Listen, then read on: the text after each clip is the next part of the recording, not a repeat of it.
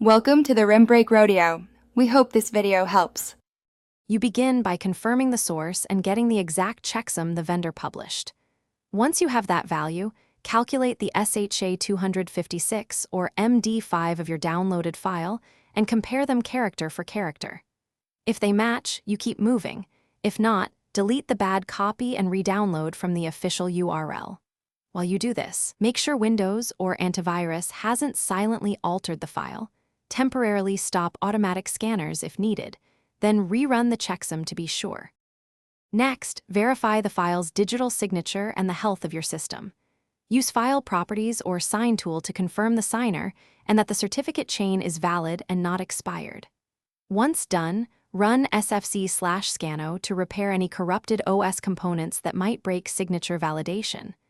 If the cert was revoked or missing a timestamp, that explains the error. Obtain an updated build. While you wait for a new build, document any errors you see in the signature details for support.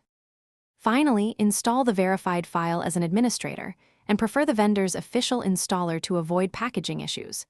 If the integrity error persists, collect evidence.